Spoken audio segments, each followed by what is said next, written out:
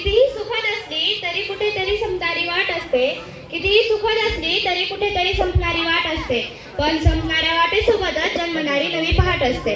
पण संपणाऱ्या वाटेसोबतच जन्मणारी नवी पहाट असते.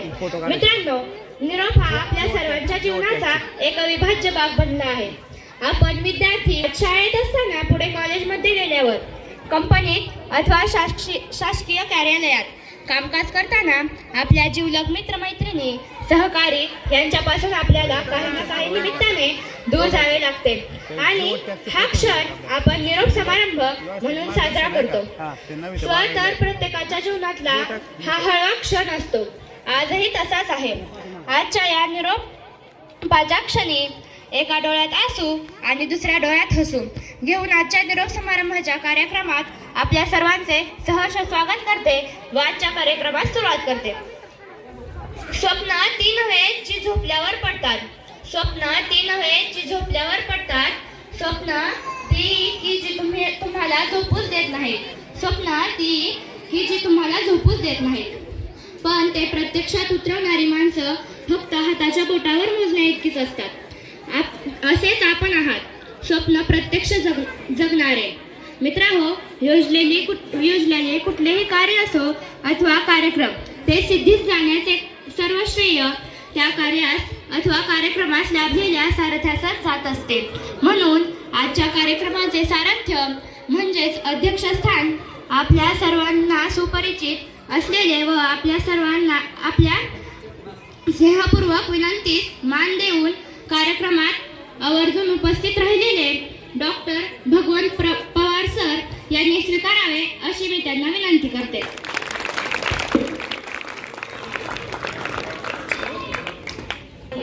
सर्वांच्या वतीने अनुमोदन देते. दीप लावूया ज्ञानाचा, प्रकाश पसरेल मानवतेचा.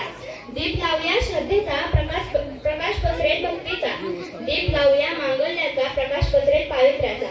दीप लावूया आत्मतेजाचा, प्रकाश पसरेल साक्षात्काराचा. दीप लावूया सामर्थ्याचा, प्रकाश पसरेल विवेकाचा. आपल्या नगरामध्ये तुमच्या माझ्यासारख्या हजारो विद्यार्थ्यांना शिकता यावं आणि यशाची उंची गाठता यावी यासाठी दादांनी आपल्या संस्थेची स्थापना केली. ज्या माऊलीने स्त्री शिकावी म्हणून संपूर्ण आयुष्य पणाला लावले आणि स्त्री शिक्षणाचा पाया रचला, अशा स्त्री शिक्षणाची जननी सावित्रीबाई फुले तसेच जिजामाता यांच्या प्रतिमेचे पूजन आपल्या अध्यक्ष व उपस्थित मान्यवरांनी करावे अशी मी त्यांना विनंती करते.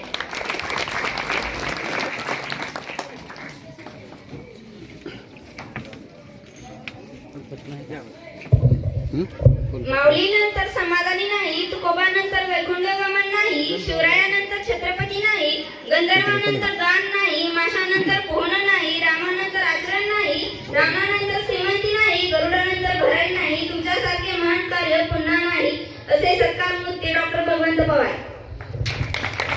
फुलांना शोभा नाही, फुलहारांशिवाय सभेला शोभा नाही, मान्यवरांशिवाय आजची सभा अपूर्ण वाटली असती ज्यांच्याशिवाय.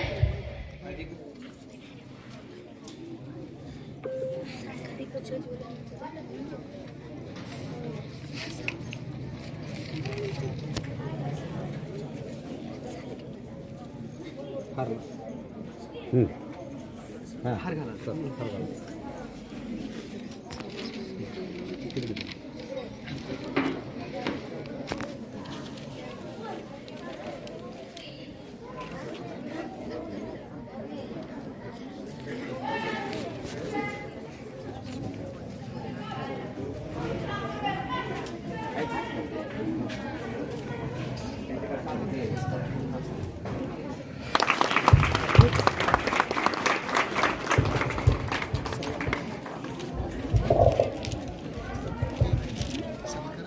मान्यवरांच्या हस्ते दीप प्रज्वलन होत आहे.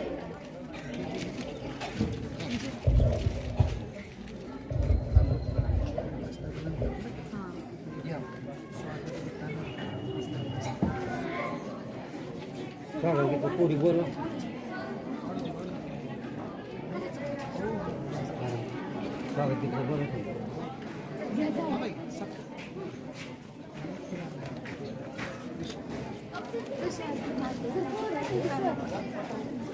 यापुढील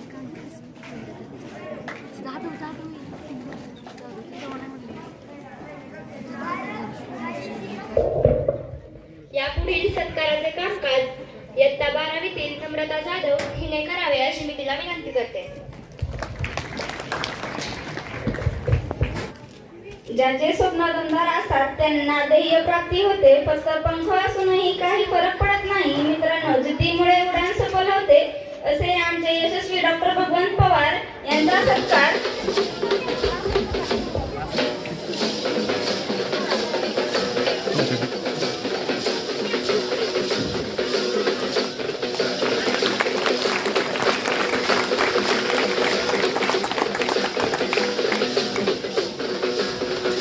वनवेश्वर यांनी करावा अशी मी त्यांना नम्र विनंती करते.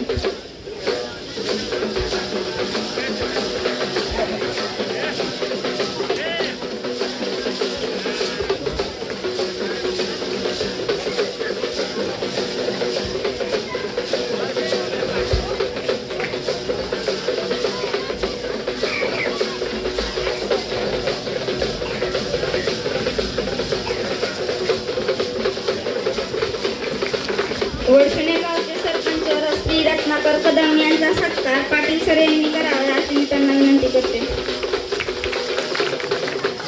माजी सुदर्शन तळेकर सर यांचा सत्कार पाटील सर यांनी करावा अशी मी त्यांना विनंती करते.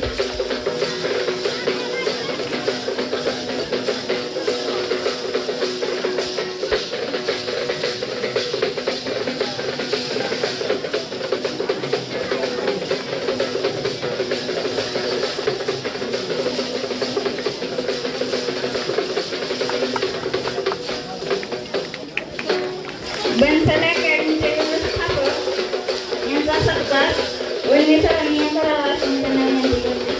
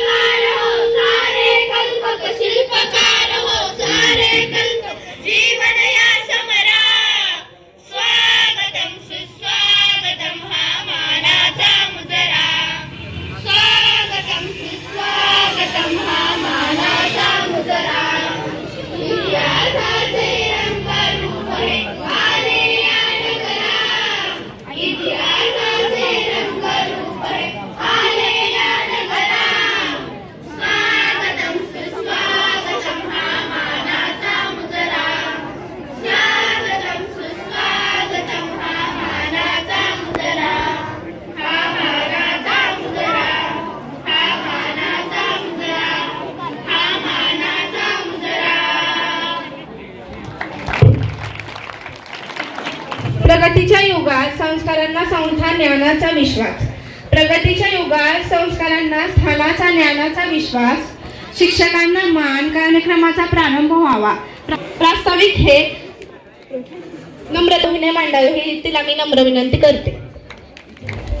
आज आपल्या कॉलेजमधील विद्यार्थ्यांचा निरोप समारंभ. हे विद्यार्थी घडवण्यासाठी शिक्षकांनी अविरत कष्ट केले.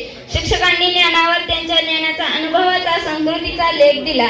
मनाच्या कोऱ्या करकरीत पाटीवर समतेचे ममतेचे धडे गिरवले आणि आता ती पाटी ज्ञानरत्नांनी शिगोशीत भरलेली आहे. शिस्तीशिवाय आयुष्य म्हणजे होकायंत्राशिवाय झांज. म्हणूनच आमच्या जीवनाचा कटीपतंग न होण्यासाठी त्यांनी प्रेमाने शिस्तीचाही डोस पाजला. प्रत्येक दगडातील देव शोधून त्यावर सद्विचारांचे घाव घातले आणि त्या दगडाला ज्याच्या त्याच्या गुणविशेष त्याप्रमाणे देवाचे रूप दिले. उदाहरण घ्यायचं झालं तर नटराजाच्या मूर्तीलाही आकार मिळाला. कॉलेजने फक्त हुशार विद्यार्थ्यांचीच रास निर्माण केली नाही तर उत्कृष्ट कलाकार व उत्तमोत्तम खेळाडूही निर्माण केले.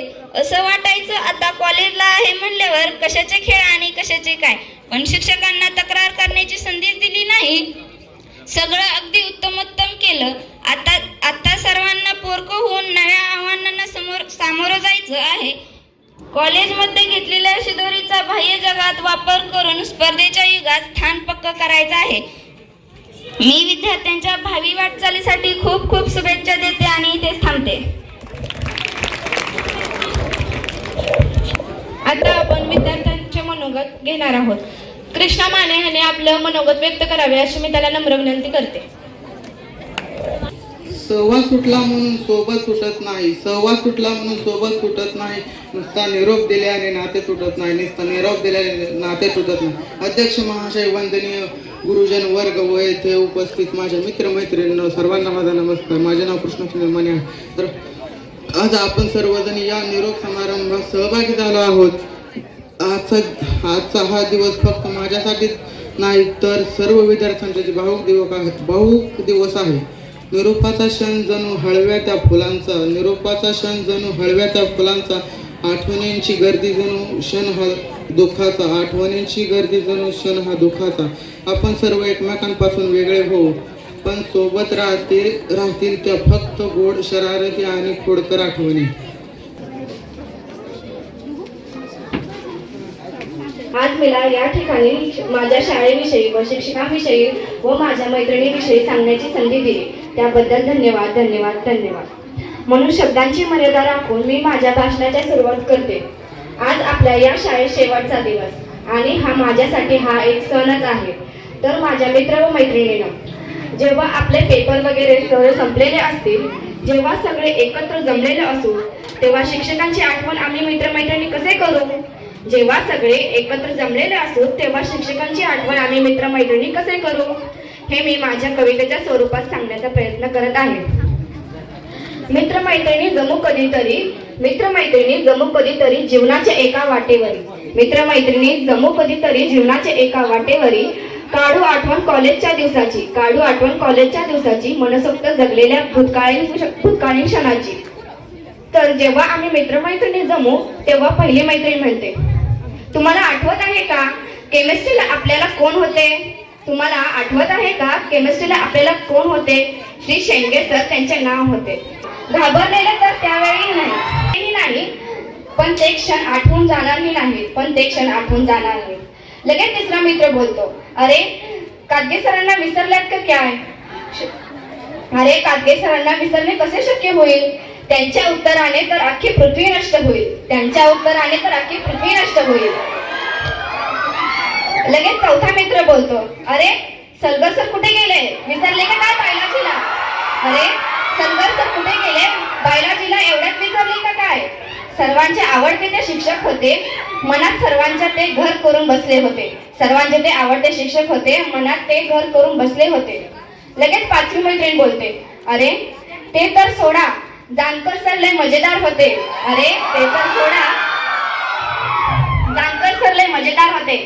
इंग्रजीचे ते प्राध्यापक होते.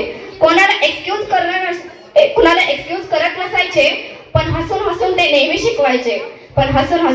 शिकवायचे. लगेच सहावा मित्र बोलतो, अरे मायबोलीचा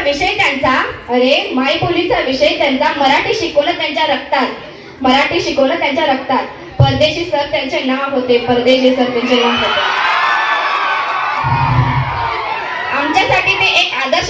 आमच्यासाठी ते आदर्शच होते मित्रांनो ते म्हणतात ना, रखा करो जिंदगी से नजदीकिया, जिंदगी का कोई भरोसा नहीं, बात भी ना कहना, चले भी गई और बताया भी नहीं। तसे जाता जाता मी माझ्या लाडक्या जसे मेणबत्ती विना प्रकाश चंद्रा विना तारे, जल विना मानव आभाळ विना पाखरे, जसे वृक्षाविना सावली अंकाविना गणित, पाण्याविना मासे स्वर विना संगीत, जसे फळाविना बी तसे मैत्रिणी विना मी धन्यवाद भूमी। 2 वर्षाचा प्रवास 2 मिनिटात सांगता येत नाही, पण त्याचा सारांश म्हणून आपले मनोगत व्यक्त करीत आहे नम्रता जाधव। हॅलो स्टुडंट, आपण सर्व सायन्स स्टुडंट आहोत ना? मग आपण इंग्लिश मध्ये बोलायला होय ना? पण मी आपली इंग्लिश एवढी चांगली नाहीये, म्हणून मी मराठीतच बोलते। आपली इंग्लिश जरी कच्ची असली तरी सरांनी ती चांगलीच पक्की करायचा प्रयत्न केला।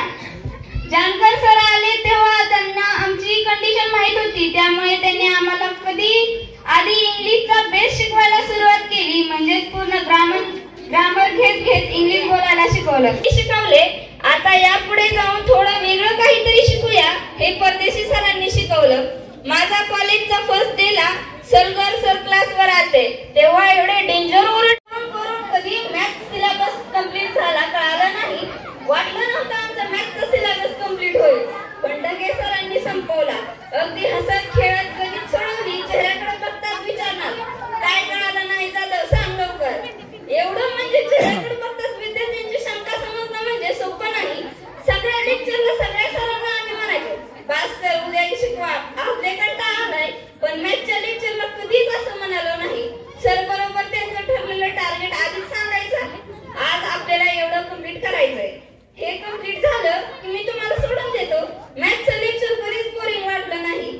आमच्या 11वीत फक्त मॅथ्सचे 2 चॅप्टर शिकवून झालते, तेव्हा काय वाटत नव्हतं मॅथ्स काढून टाकावा आणि शिक्षकच नाही मॅथ्सला बोर्ड एक्झाम कशी देणार, मार्क्स कसे पडणार। पण आता मॅथ्स सब्जेक्टमध्ये 95% प्लस इझिली काढू शकते, हे फक्त ढगे सरांमुळे। खरंच सरांचं टीचिंग खूप मस्त आहे। सर तुम्ही फक्त एवढे 2 वर्ष आमच्या मॅथ्ससाठी फायदे होतात। ढगे सर सेम आमच्या 10th क्लास मधल्या मोरे सरांसारखे आहेत।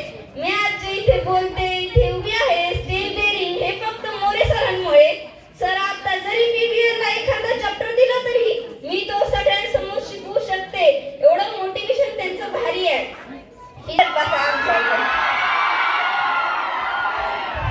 सगळ्याच शिक्षकांनी खूप चांगल्या प्रकारे शिक्षण दिलं आम्हाला, हे त्यांच्या आमच्यावर उपकारच, ते आम्ही कधीच फेडू शकत नाही। गुरुदक्षिणा म्हणून 12वी मध्ये मी 90+ मार्क्स मिळवले। ते म्हणतात ना शिक्षकांना काही नको असते, त्यांचा विद्यार्थी मोठा झाला त्यातच त्यांचे समाधान असते। लहानपण तेव्हा मुंगी साखरेचा रवा, 1लीतून 10वीत 10वीतून 12वीत कधी आलो कळालेच नाही। लहान होतो तेव्हा वाटायचं कधी मोठी व्हायची, मोठं झालं तर कोण मारणार नाही, इकडे तिकडे जाऊ नको असं म्हणणार नाही, दुसऱ्याकडे बघून आम्हालाही मोठं होऊ वाटायचं। आता खरं मोठं झालोय तर आता लहान होऊ वाटतंय। आता लहान मुलांकडे बघितलं की वाटतं आता उगाच अशी पाखरे येते आधी स्मृती ठेवून जाते। या उक्तीप्रमाणे खरेच पाखरे म्हणजे आपल्यासारखे विद्यार्थी। देशातील मुली जे शाळेत शिकत आहेत, शिक्षण घेऊन आपल्यातील सुगुणांच्या आधारे ते स्वतःची एक ओळख मागे ठेवून जातात आणि ते सुगुण चांगले गुण विद्यार्थ्यांमध्ये निर्माण करण्याचे काम शिक्षक करत असतात। आणि असेच शिक्षक आम्हाला सरांच्या आणि मॅडमच्या माध्यमातून लाभले। शिक्षणाच्या काही गोष्टी कधी कळल्याच नाही, आम्ही ते लक्षात घेतलंच नाही। इंग्रजीचा ग्रामर कधी लक्षात आलंच नाही, कसं गेलं हे 1 वर्ष कुणालाच कळलं नाही. अशा 4 मैत्रिणी होत्या. हसलं की शेळके सर त्यांना उभं करत, कारण शेळके सरांना हसण्याची ॲलर्जी आहे. कारण आम्ही दोघे हसलो की आम्हाला ते उभं करत. तर तुम्ही शिकवलेल्या विज्ञानाच्या धड्यापैकी कार्बनी संयुगे हा एक धडा कळला आम्हाला, कधी कळलाच नाही. विज्ञान कधी डोक्यात शिरलंच नाही. कसं गेलं हे 1 वर्ष कळलं नाही. परदेश सरांच्या तासाला हसला कधी संपला नाही. कसं गेलं हे 1 वर्ष कुणालाच कळलं नाही. गणित हे लक्षात आलंच नाही. कसं गेलं हे 1 वर्ष कुणालाच कळलं नाही. हिंदी व्याकरणातील काळ कधी ऋतुजा गिराम, डॉक्टर ऋतुजा गिराम यांनी आपले मनोगत व्यक्त करावे अशी मी त्यांना नम्र विनंती करते.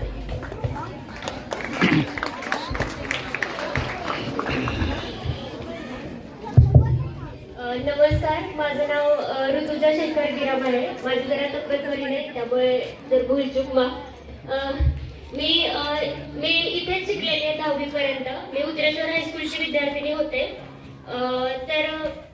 हे तर अजिबात महत्वाचं नाहीये तुम्ही कोणत्या शाळेत शिकला, कुठे काय. आज मी सध्या जे काही आहे हे जास्त महत्वाचं आहे आणि त्याच्यासाठी फक्त तुम्ही स्वतः रिस्पॉन्सिबल आहात. आज एवढे स्टुडंट इथे आहेत, मी बघितलं कार्यक्रम चालू आहे, काही जण शिस्तीत बसले आहेत, काही जणांची चुळबुळ चालू आहे, हे मला दिसतंय समोरून. काही नाही, लहान आहात त्यामुळे सगळं सांभाळून घेतात. पण एक गोष्ट लक्षात ठेवा की तुम्ही आता सध्या जे काही करताय त्याच गोष्टी तुम्हाला पुढे जाऊन जास्त उपयोगी पडणार आहेत. तुम्ही आता जर कन्सिस्टंटली अभ्यास केला तर आता कुठेतरी भाषणात पण सांगितलं अभ्यास करा, अभ्यास करा, सगळे जण सांगतात. पण जेव्हा ते तुम्हाला स्वतः वाटेल तेव्हाच कुठेतरी काहीतरी होईल असं मला वाटतं.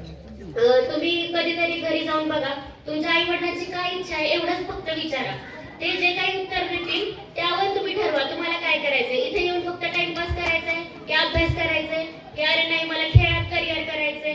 असं प्रत्येकानेच डॉक्टर व्हावं असं माझं म्हणणं नाहीये. पहिलीच गोष्ट मी आता सांगते, कारण असं खूपदा झालेलं आहे की सगळेजण येतात आम्हाला नीटची एक्झाम द्यायची. नीटला आता 16 लाख लोकांनी फॉर्म भरलेले आहेत, तर त्यात 16च्या 16 लाख एवढ्या तर सीट पण नाही आहेत आपल्या इंडियामध्ये. मग काय एवढे सगळेच डॉक्टर होणार का? तर काही लोक बस आता द्यायची एक्झाम घरातले बोलतायत म्हणून देतात. असं काही करू नका. तुम्हाला काय करायचंय हे पहिलं तुम्ही स्वतः ओळखा आणि त्यानंतर त्या दृष्टीने तयारी करा. अभ्यास करत राहा. तुमचे शिक्षक आहेत, मार्गदर्शक आहेत. कधी एक गोष्ट कायम लक्षात ठेवा, शिक्षक काय आहे, शाळा काय आहे, ह्या गोष्टी कधीच मॅटर करत नाहीत. तुम्ही स्वतः काय करता हे जास्त महत्वाचं आहे. कितीतरी असे विद्यार्थी असतात जे शाळेतून येतात. पहिली गोष्ट मी आता खूप पुढे कॉलेज लाईफ मध्ये हे बघितलेलं आहे की गावाकडच्या लोकांना न्यूनगंड नावाचा, विद्यार्थ्यांना विशेषतः न्यूनगंड नावाचा प्रकार असतो. म्हणजे अरे मी गावाकडून आले, मला तर इंग्लिश बोलताच येत नाही. पहिली गोष्ट तुला इंग्लिश बोलता येत नाही ह्यात तुझी चूक आहे, कारण तू शिकला नाहीस. त्यामुळे सर सांगतायत ना की हा चला पीटीचा तास आहे, खेळायला चला वगैरे. काही नाही, तुम्ही सरांना सांगितलं सर नाही आज आम्हाला हे शिकायचं, आज आम्हाला ते शिकायचंय. ज्याला इच्छा आहे ना त्यांनी सांगा. आणि मी आजपर्यंत असं कधीच ऐकलं नाही की तुम्ही कोणत्या सरांकडे गेलाय आणि मला हे शिकायचं म्हटल्यावर कुठल्या सरांनी तुम्हाला नाही बोललंय असं. परदेशी सरांविषयी मी सांगेन की स्कॉलरशिप 7वीच्या स्कॉलरशिपला मी त्यांची विद्यार्थिनी होते. बहुतेक सर आता मला विसरले असतील. आणि तर तेव्हा सर पण आम्हाला स्वतः सांगायचे. मला अजून पण त्यांचे शब्द चांगले लक्षात आहेत, कारण ते सांगायचे की तुम्ही अभ्यास करा. आता सध्या तुम्हाला असं वाटत असेल की हे सर काहीतरी सांगतात म्हणून, असं अजिबातच नाहीये. आपण चांगल्या गोष्टी नेहमी घेत चला. विद्यार्थी अवस्थेत असल्यावर थोडाफार टवाळकीपणा वगैरे चालतोच. मग असं नाही की तुम्ही 24 तास अभ्यास करा दिवसातले. तुमचे काही छंद असतील आवडीचे ते पण जोपासा. कारण बरोबर आहे, एक मेंटॅलिटी, एक सायकोलॉजी असते की 24 तास कोणताही माणूस एक गोष्ट कंटिन्युअसली करू शकत नाही. मधून मधून ब्रेक घ्या, ब्रेक घेत चला, काहीतरी नवनवीन शिका. असं नाही की तुम्ही 24 तास अभ्यासच करा म्हणून. तर तुमच्यापैकी पण बरेच असे ह्या शाळेतून मी पण ऐकलेलं आहे, खूप मोठे मोठे विद्यार्थी ह्या शाळेत घडून गेलेले, खूप मोठमोठ्या पदावरती आहेत. त्यामुळे पुढे जाऊन असं म्हणू नका की नाही मी 10वी पर्यंत माझी शाळा अशी होती, माझं हे असं होतं, असे बहाणे देत बसू नका. तुमचे शिक्षक आहेत, खूप चांगले शिक्षक आहेत आणि ते तत्पर आहेत, सदैव तुम्हाला ज्ञान देण्यासाठी तत्पर आहेत. मग आता ते तुमच्यावर डिपेंड आहे, तुम्ही किती ज्ञान घ्यायचं, किती काय करायचं हे सगळं तुमच्यावर आहे. बाकी काही नाही. मी सांगेल की पुढे जर कधी कोणाला मार्गदर्शनाची काही गरज असेल तर नेहमीच माझे वडील आहेत, भगवान पवार डॉक्टर आहेत, त्यानंतर आमचे गणेश पवार काका आहेत, जे शिक्षणासाठी सदैव तत्पर आहेत. मी एवढे तत्पर लोक आजपर्यंत कधीच नाही पाहिले किंवा कधी ऐकलेही नाही. मी बाहेरून लोकांकडून ऐकते, ते मला येऊन सांगताय की अरे आम्ही ह्यांना ओळखतो, अशा आहेत. मी म्हटलं हा आम्हाला माहितीये, कारण ते आमच्याच भागातले लोक आहेत म्हणून. तर तुम्ही कधी काही मार्गदर्शन लागलं तुमच्या शिक्षकांकडे जावा, यांच्याकडे जावा. फक्त एवढंच की काय बोलतात त्याला, लाजू नका तुम्ही, कोणत्याही गोष्टीसाठी लाजू नका. एखादी गोष्ट आपल्याला पाहिजे ना, बिनधास्त ती घ्यायची, कधीच कुठल्या गोष्टीची लाज बाळगायची नाही. तुम्ही आता ह्या शाळेत शिकताय, बरोबर आहे, आता फ्री ऑफ कॉस्ट एज्युकेशन आहे, गव्हर्नमेंट पैसे भरताय, पण ह्याचा अर्थ असा नाही की तुम्ही इथे येऊन फक्त भातच खाल्ला पाहिजे शाळेचा. इथे येऊन अभ्यास पण करा. तुम्हाला तेच सांगेल. आणि पुढे काही मार्गदर्शनाची गरज असेल तर तुम्ही कधीही मला कॉन्टॅक्ट करा, मी नेहमी हजर राहीलच. बाकी शाळेने मला बोलवल्याबद्दल आणि सत्कार केल्याबद्दल मी त्यांचे खूप आभार मानते. धन्यवाद. माजी सरपंच रत्नाकर कदम साहेब यांनी आपले मनोगत व्यक्त करावे अशी मी त्यांना नम्र विनंती करते.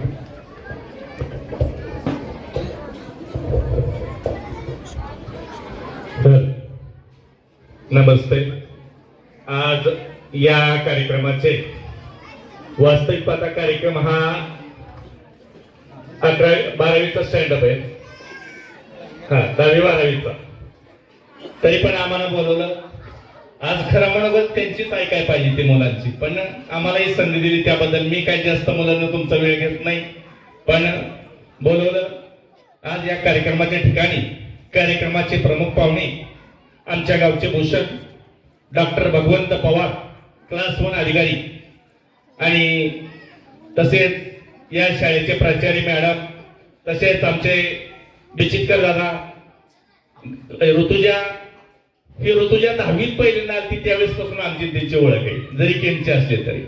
कारण शिक्षणाच्या बाबतीत असताना कोण कुठलंही बघायचं नाही, फक्त शिक्षणात असताना असल्यापासून मी सारखं तिला विचारतो, ऋतुजा कसं काय.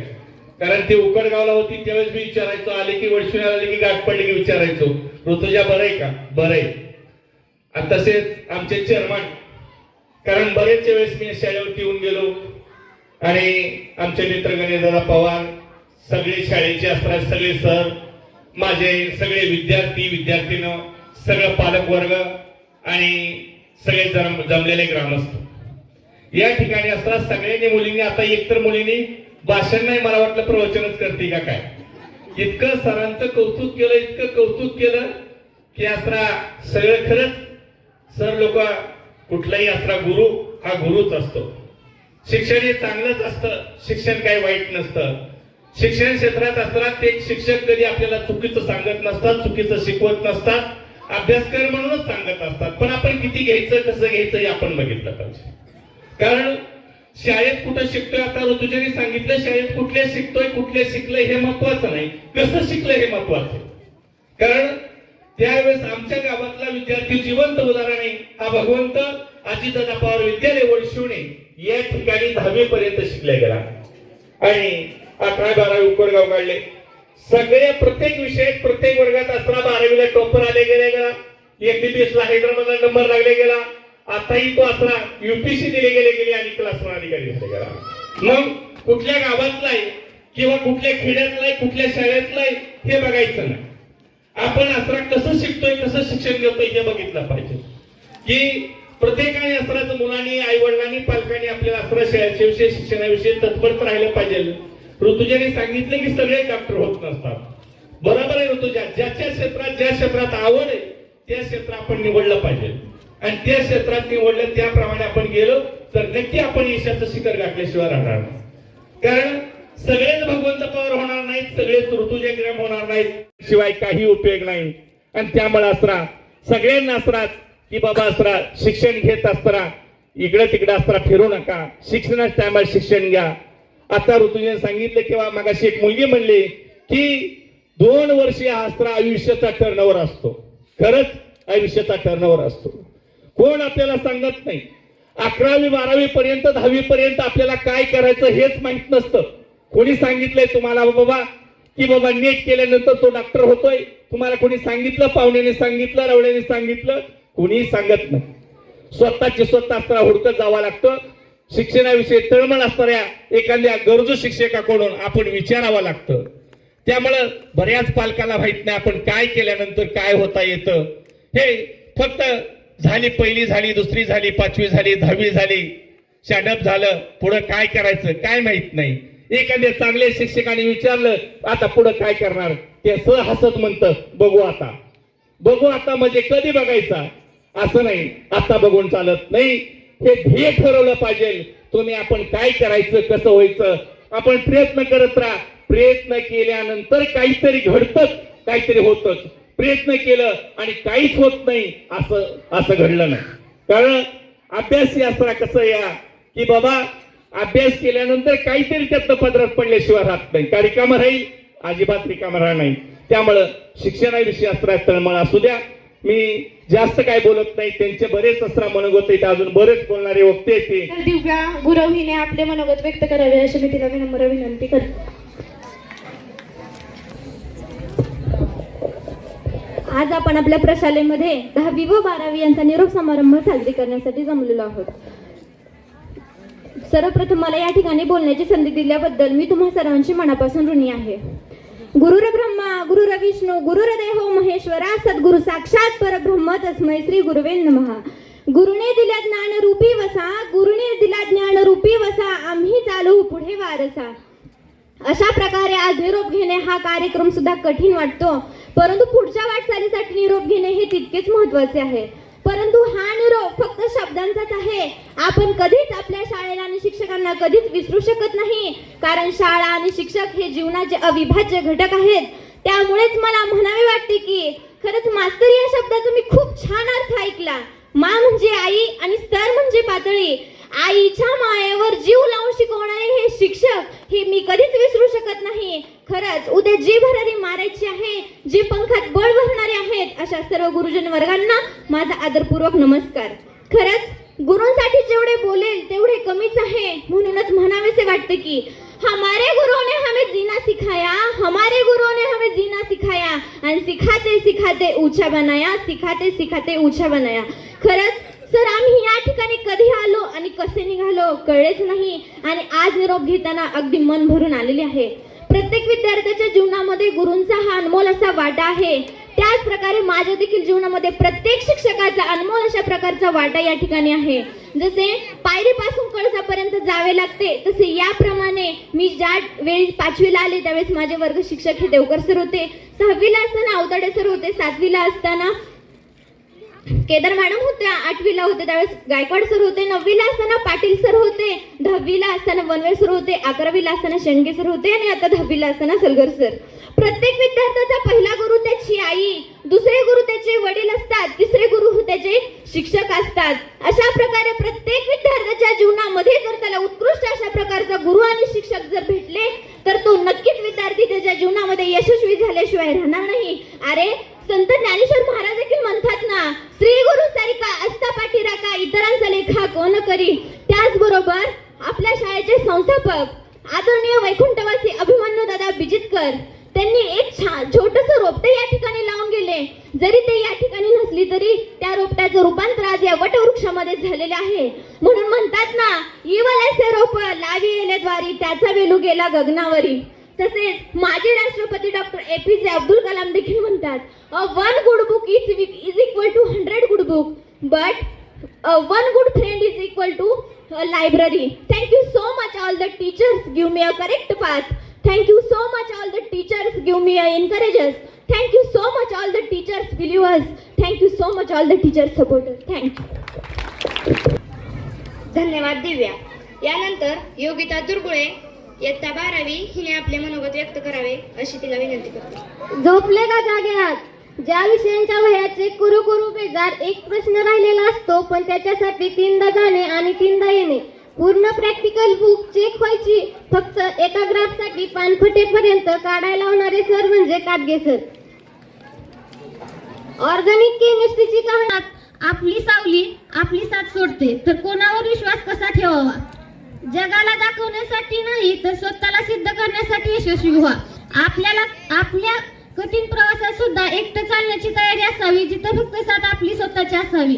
मी तर म्हणते ठाम राहायला शिका चुकू द्या, निर्णय चुकला तर अडचण काय? यशस्वी कोण होतात? जे योग्य निर्णय घेतात ते नव्हे तर घेतलेला निर्णय योग्य कसा होता ते.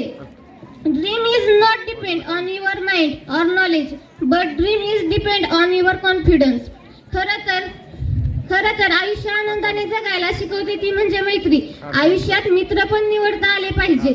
चांगले मित्र आणि औषधं आपल्या आयुष्यातील वेदना कमी करण्याचे काम करतात. फरक फक्त एवढाच आहे की औषधांना एक्सपायरी असते आणि मित्रांना नसते. आपले पहिले गुरु आई वडीलच असतात, दुसरे गुरु हे शिक्षक आणि तिसरा गुरु म्हणजे मित्र.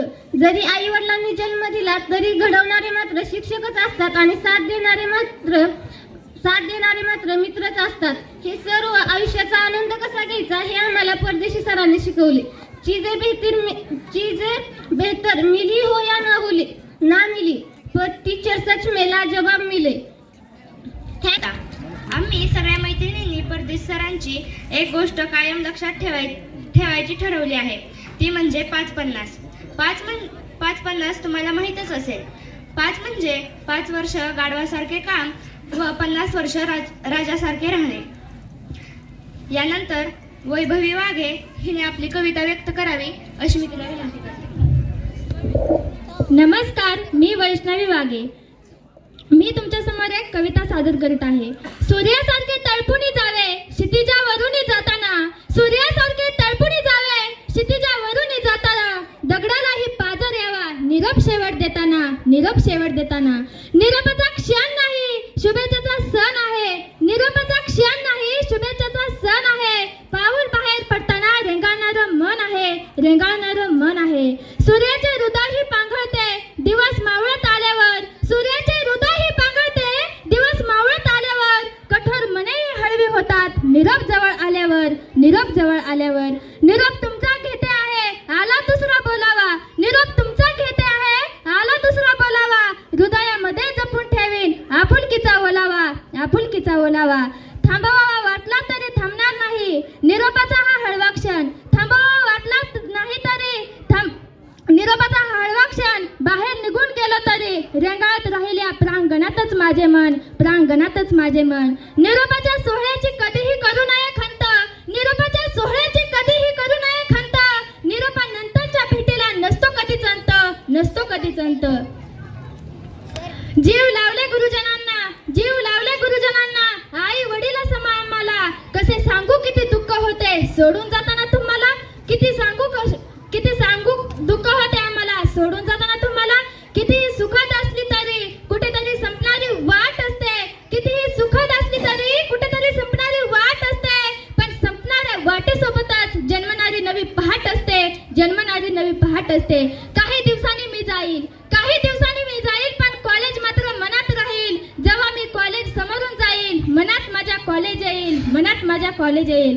त्या वाक्याची आज मला आठवण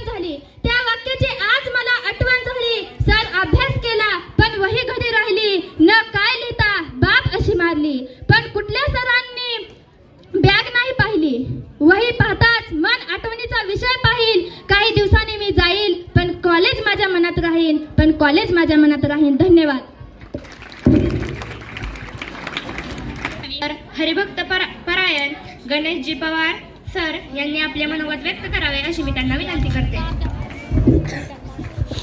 उत्रेश्वर महाराजांच्या प्रांगणामध्ये पवित्र अशा नूतन माध्यमिक आणि उच्च माध्यमिक विद्यालयाच्या प्रांगणामध्ये ज्ञानार्जन करणारे सर्व विद्यार्थी, ज्ञानदान करणारे सर्व गुरुजन वर्ग, आजच्या कार्यक्रमाचे प्रमुख पाहुणे, कार्यक्रमाचे अध्यक्ष, इथला सर्व शिक्षक स्टाफ, उपस्थित माता भगिनी आणि विद्यार्थी दिदींनो, दादांनो, खूप वेळ झाला कार्यक्रम चाललेला आहे. आपली चुळबुळ पाहून लक्षात येते आता तुमची कोणाला ऐकण्याची मानसिकता नाही असं वाटतंय. बराच वेळ झाला आपण सर्व मुलींची भाषणं ऐकली. त्या सर्व मुलींना धन्यवाद देतो. एका मुलानं मात्र इज्जत राखली मुलांची. आपण बाकी सर्व गोष्टीत पटायत असतो. सर आरक्षणाच्याही पुढे गेलं हे सगळं. 99% 1% झालं. मुलंही घडली पाहिजेत. मुलांना आपण चूरचूर बोलतो, पण इथली वक्तृत्वपणा भावी जीवनामध्ये कामाला येते.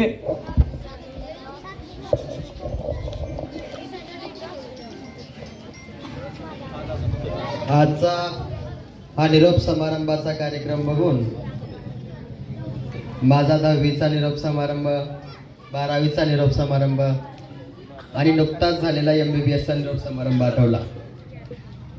खूप छान अशी भाषणं केली. मी आत्ताच पास आउट आहे सर. इंटर्नशिप आता डिसेंबरमध्ये संपली. 8 जानेवारीला मी घरी आलोय. इथं आपण ज्याला निरोप समारंभ म्हणतो ते MBBS मध्ये फेअरवेल पार्टी म्हणतात. काय नाही, असंच असतं, फक्त मोठ्या स्केलवर. 28 डिसेंबर 2025ला माझं MBBS पूर्ण झालं आणि त्यावेळी आम्ही असंच जमलो होतो. आपल्या जीवनाच्या प्रत्येक स्टेजमध्ये, विद्यार्थी दशेमध्ये 10वीपर्यंतचं शिक्षण घेताना 10वीचा निरोप समारंभ येतो.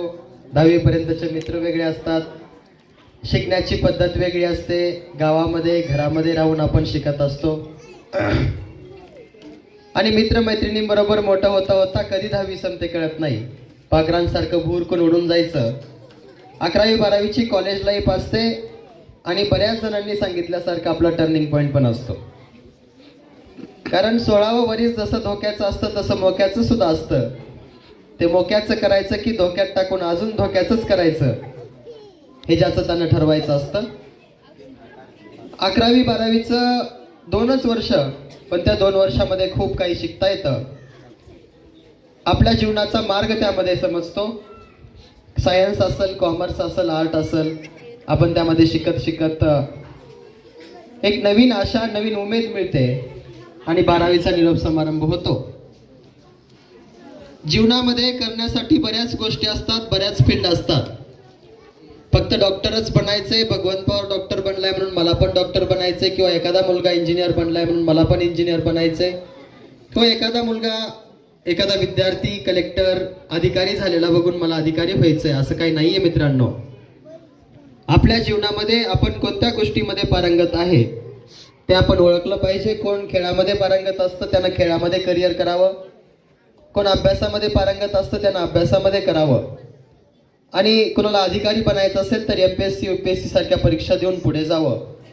बऱ्याच फील्ड आहेत. आज जगामध्ये स्पर्धा खूप आहे, प्रचंड स्पर्धेचं युग आहे. कॉम्पिटिशन इतकी जास्त आहे की एका जागेसाठी आपल्यासोबत लाख लाख मुलं कॉम्पिटिशन करतात. आणि या स्पर्धेच्या युगात टिकण्यासाठी आता जसं तुम्ही सांगितलं, काही मुलींनी बोलताना सांगितलं की आम्ही काय बदलणार नाही, पण नाही बदलून चालणार नाही. कारण आपण नाही बदललो तरी समाज बदलतोय आणि जो बदलतोय तो पुढे जातोय. समाजात टिकण्यासाठी आपण सरड्याचं उदाहरण बघतो. सरडा जिथे पण जातो तिथं कलर बदलून जगत असतो. तसं आपण जिथं जातो तिथं आपला कलर बदलावा लागतो. कारण पूर्ण भिंतीचा कलर बदलण्याच्या ऐवजी सरड्याला आपला कलर बदलणं योग्य वाटतं. तसं 11वी 12वीमध्ये शिकताना आपल्याला त्या सिस्टममध्ये जाऊन शिकावं लागतं, त्यांच्यासारखं होऊन शिकावं लागतं.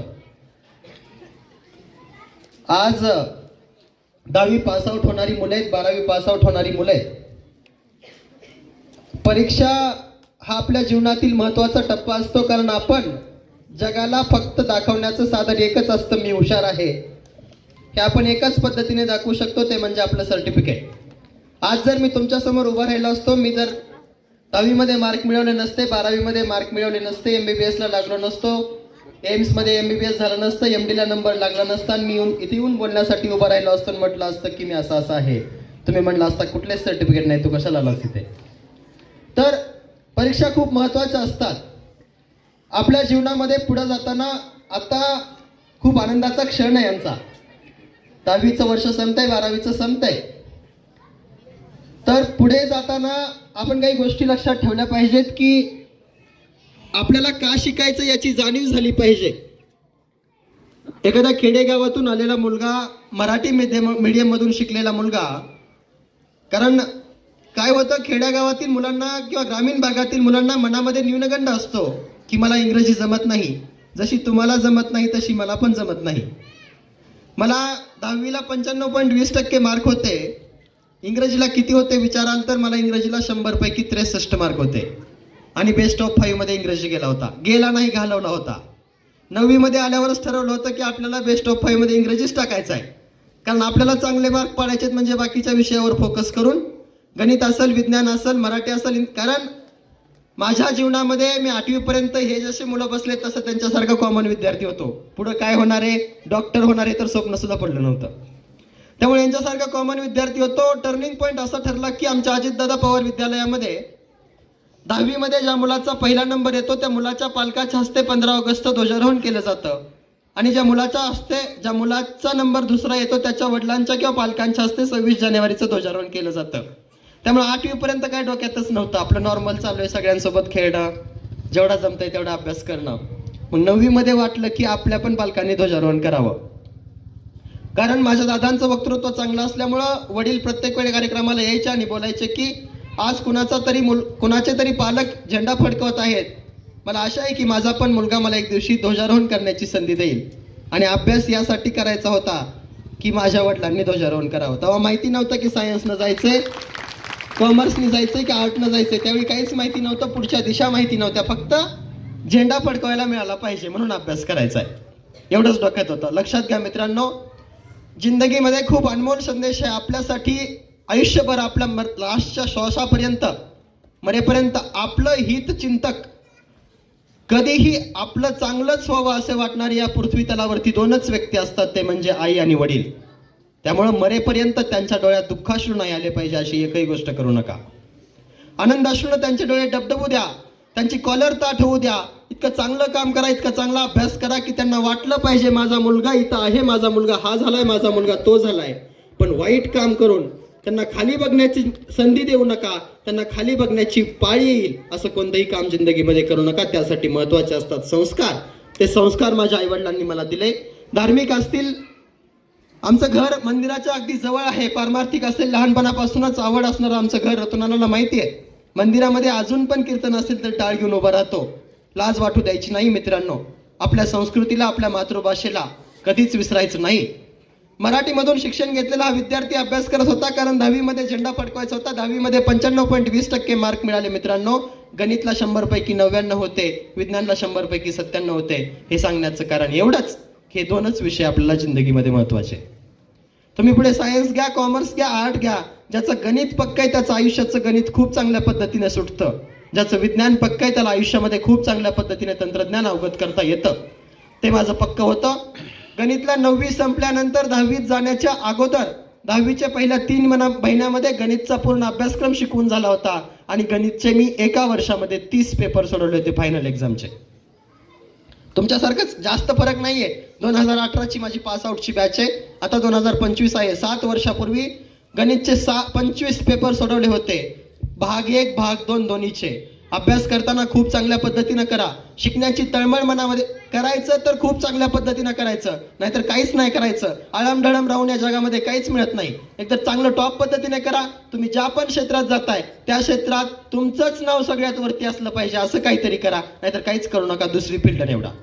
आपण ज्या फील्डमध्ये चांगलं करू शकतो त्या फील्डमध्ये 100% द्या. आपण जे करू शकतो ते चांगल्या पद्धतीनं करा.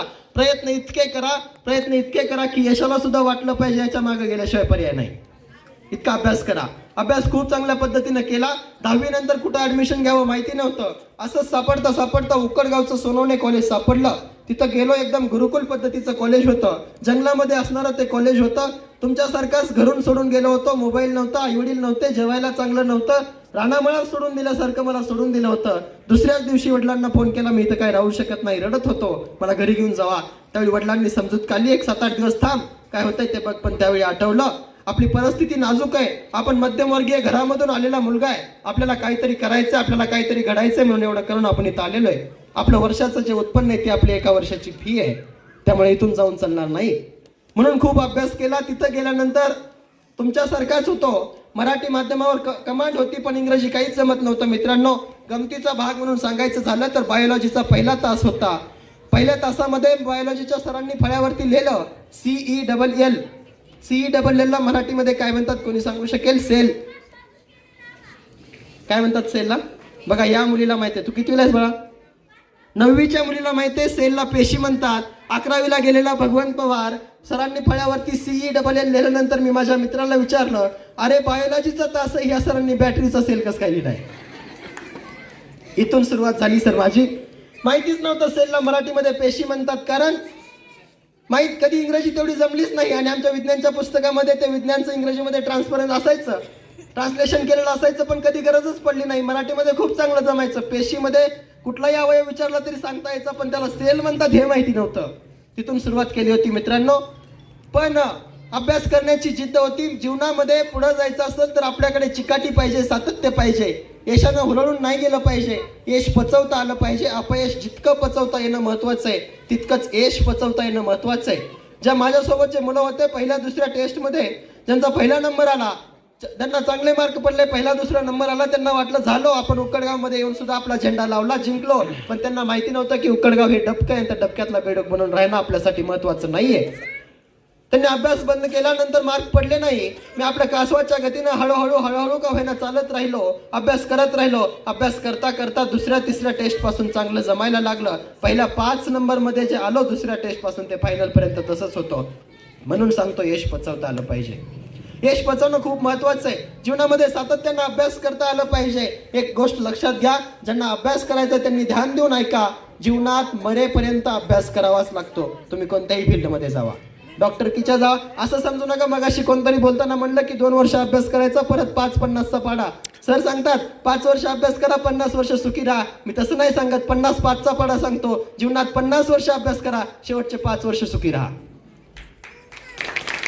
कारण तुम्ही कोणत्याही फील्डमध्ये जावा, आज शिक्षकाच्या फील्डमध्ये गेला तरी आर्टिफिशियल इंटेलिजन्सचं युग आहे, तंत्रज्ञानाचं युग आहे. मोबाईलवरती शिक्षकांपेक्षा भारी भारी लेक्चर्स येत आहेत. घरी जाऊन यूट्यूबवरती कोणताही धडा सर्च करून बघा, 100 लेक्चर येतील यूट्यूबवरती. त्याच्यातून इतकं भारी समजेल की आजपर्यंत समजलं नाही अशा गोष्टी समजतील. 11वी-12वीचं फिजिक्सचं लेक्चर असेल, टेलिग्रामवरती चॅनल आहेत. नितीन विजय सर असतील किंवा एखादे क्लासेस असतील, क्लासेसवाले खूप चांगल्या पद्धतीनं शिकवत आहेत. त्यामुळे शिक्षकांची फील्ड असेल, अपडेट राहावं लागतंय. आपल्यापेक्षा विद्यार्थी हुशार आहेत. परवा मी जिल्हा परिषद प्राथमिक शाळा वाबळेवाडी, त्यांना राष्ट्रपती पुरस्कार प्राप्त झालेली शाळा आहे, मी तिथं भेट दिली. त्यावेळी ते म्हटले की आमचे विद्यार्थी आम्हाला शिकवतात. त्यावेळी वाटलं अरे जग कुठं चाललंय, आपण कुठं चाललोय. त्यामुळे अभ्यास मरेपर्यंत करावा लागतो.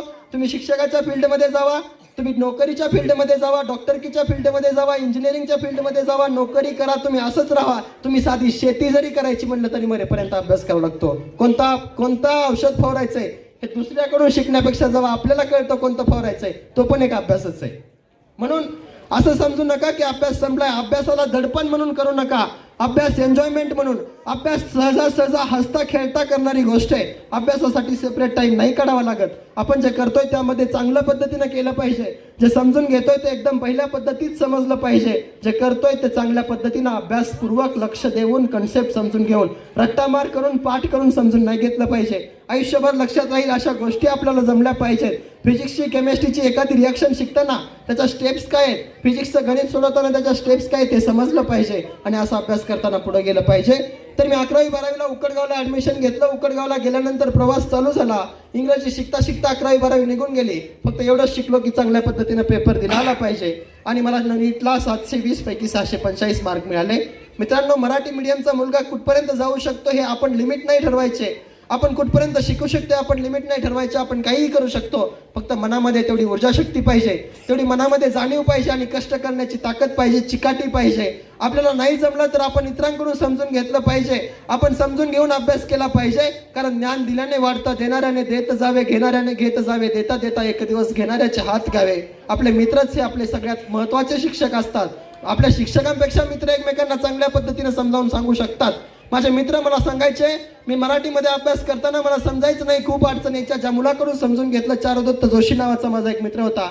मी घरी आल्यानंतर त्याच्याकडून इंग्रजीतलं मराठीत समजून घ्यायचो. त्याचा अभ्यास मी डबल करायचो. त्या मुलापेक्षा पहिल्यांदा माझा नंबर लागला, त्याचा 1 वर्षाने लागला. का तर त्याला वाटत होतं आपल्याला चांगलं जमतंय, आता काही अडचण नाही. मला वाटत होतं मला जमत नाही, मी खूप जास्त करायला पाहिजे. खूप जास्त करता करता इतकं केलं की खूपच जास्त झालं. 645 मार्क मिळाले. उक्कडगावमध्ये रिपीटर बॅचमध्ये पहिला नंबर आला होता. नंबर येणं महत्त्वाचं नाही आहे. आपली स्पर्धा आपल्याशी असली पाहिजे. आपली स्पर्धा इतरांशी नाही पाहिजे. आपल्या क्लासमध्ये एखाद्या मुलाला 520 मार्क पडले आणि आपल्याला 500 मार्क पडले तर आपलं टार्गेट हे नाही पाहिजे की माझे मार्क 521 असावेत, 522 असावेत. माझे मार्क आता 500 पडलेत ना, पुढच्या वेळेस 550 असावेत. आपली स्पर्धा आपल्यासोबत असावी, जेणेकरून आपण आपली प्रगती करत जाऊ. इतरांशी स्पर्धा करून हे जग खूप मोठं आहे मित्रांनो. डबक्यातल्या बेडकासोबत स्पर्धा करून फायदा झालेला नाहीये. 19 लाख 20 लाख मुलं परीक्षा देतात नीटची, कोणतीही असो स्पर्धा परीक्षेचा जरी विचार केला MPSC UPSC 0.01% रिझल्ट आहे स्पर्धा परीक्षांचा. इतक्या अवघड परीक्षा आहेत, त्यामध्ये आपण इतरांपेक्षा वेगळं असलं पाहिजे, इतरांपेक्षा वेगळा अभ्यास केला पाहिजे. म्हणून चांगल्या पद्धतीने अभ्यास करा. जसं तुमचे सलगर सांगत होते, नो एक्सक्यूज. अभ्यासामध्ये बिलकुलच एक्सक्यूज नाही, 0% सुद्धा नाही. तुम्हाला जर करायचंय मगाशी सांगितल्यापासून सारखं तसंच कंटिन्यू अभ्यास करा, चांगल्या पद्धतीने करा, नाहीतर नादालाच लागू नका. नाही केलं तरी चला, दुसरी एखादी फील्ड निवडा ज्यामध्ये तुम्ही लवकर यशस्वी व्हाल. जे आपल्याला करायचंय ते चांगल्या पद्धतीने करा, नाहीतर करू नका. एवढाच संदेश तुम्हाला या निमित्तानं देतो. तुमच्या आनंदाचा क्षण आहे, एन्जॉय करण्याचा क्षण आहे. तुम्हाला जास्त ज्ञान देऊन उपयोग नाही, जेव्हा गरज पडेल तेव्हा तेव्हा जास्त सांगतो. मला इथं बोलवलं, सन्मानित केलं, आदर सत्कार केला आणि मला बोलण्याची संधी दिली, त्याबद्दल आपल्या सर्वांचे आभार मानतो. नूतन माध्यमिक विद्यालयाचे आभार मानतो आणि थांबतो. धन्यवाद. जय हिंद, जय महाराष्ट्र. धन्यवाद सर.